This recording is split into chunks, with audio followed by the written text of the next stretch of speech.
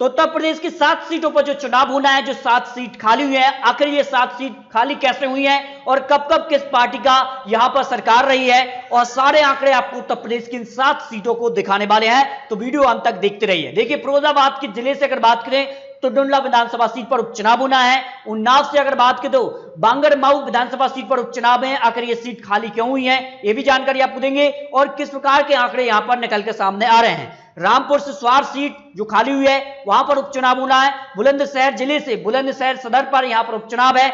जौनपुर जिले से मलानी विधानसभा सीट पर उपचुनाव होना है। कानपुर नगर से घाटमपुर विधानसभा सीट पर उपचुनाव होना है।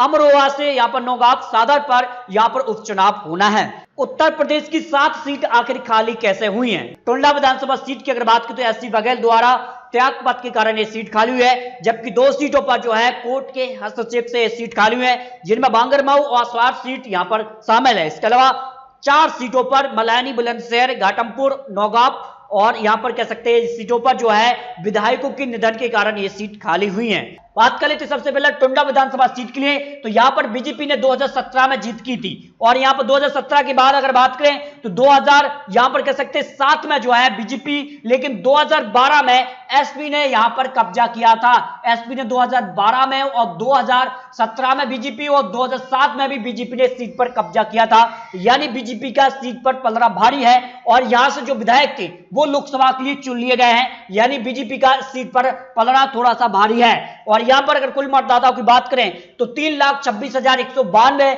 यहां पर कुल मतदाता आते हैं, लेकिन मतदाता तय करेंगे टुंडला विधानसभा सीट यानी उपचुनाव में किसकी यहां पर जीत होने वाली है। दूसरी विधानसभा सीट की अगर बात की तो उन्नाव जिले से बांगरमऊ विधानसभा सीट आती है, और यहां पर अगर बात की तो बीजेपी का 2017 में कब्जा था, और यहां पर कह सकते हैं बीजेपी ने इस सीट को एक बड़े अंतर से यहां पर जीता। इसके बाद अगर बात करें 2012 में एसपी ने यहां पर जीत दर्ज की थी, एसपी की जीत यहां पर हुई थी। इसके अलावा अगर बात करें 2007 में भी यहां पर कह सकते हैं बीजेपी ने अपना कब्जा जमाया था। बीजेपी ने 2007 और 2017 में बांगरमऊ विधानसभा जो थी सीट उस पर जीत दर्ज की। लेकिन वर्तमान में क्या कुछ हुआ है? वर्तमान में 2017 में जो बीजेपी विधायक हैं कुलदीप सेंगर, उन पर जो है दुष्कर्म का मामला है, और इस कारण कोर्ट ने सदस्यता रद्द कर दी। यानी बांगरमऊ विधानसभा सीट कहीं ना कहीं बीजेपी के लिए काफी कड़ी टक्कर हो सकती है। अगली विधानसभा सीट की बात करें तो अगली विधानसभा सीट रामपुर से स्वार सीट आती है, और यहां पर उत्तर प्रदेश के यहां पर भी उपचुनाव होना है, और उपचुनाव में किसकी होने वाली है जीत? देखिए, अगर बात करें आंकड़ों के हिसाब से 2017 में इस सीट पर जो है एसपी का कब्जा था, और एससी जो है बड़ी पार्टी मानी जाती है रामपुर के लिए, क्योंकि यहां पर अगर बात करें तो ज्यादा संख्या में मुस्लिम समुदाय आता है, और कहीं ना कहीं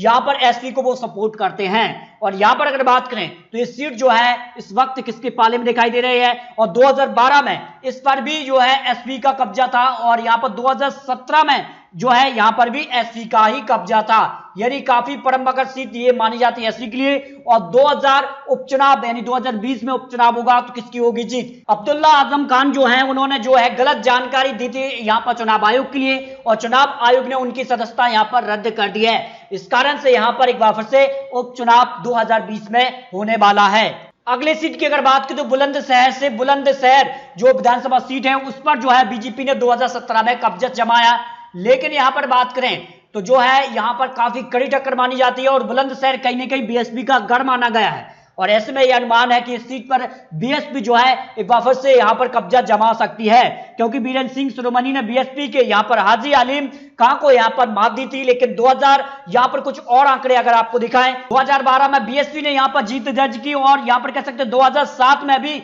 बीएसपी का ही कब्जा रहा था। यानी बुलंदशहर काफी टक्कर की सीट इस उपचुनाव में होने वाली है। इसके अलावा अगर बात करें मल्हानी विधानसभा सीट के लिए क्या कुछ आंकड़े निकल कर सामने आ रहे हैं। मल्हानी विधानसभा सीट की बात करें तो 3,33,683 को मतदाता यहां से आते हैं, और यहां पर अगर बात करें 2017, 2012 और 2007 में एसपी की ही यहां पर सरकार रही है। जहां 2017 में पूरे देश के अंदर कहीं ना कहीं मोदी लहर थी, मल्हानी वो विधानसभा सीट है जहां पर एसपी ने अपना कब्जा जमाया।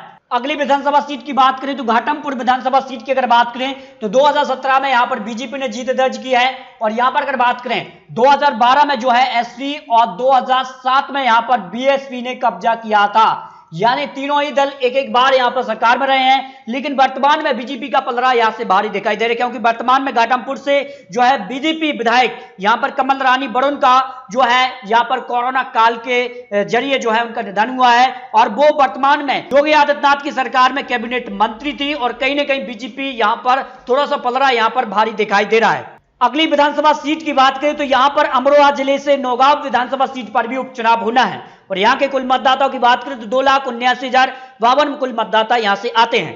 2017 विधानसभा चुनाव में यहां पर बीजेपी ने जीत दर्ज की थी, तो 2012 में एसपी ने यहां पर कब्जा जमाया था।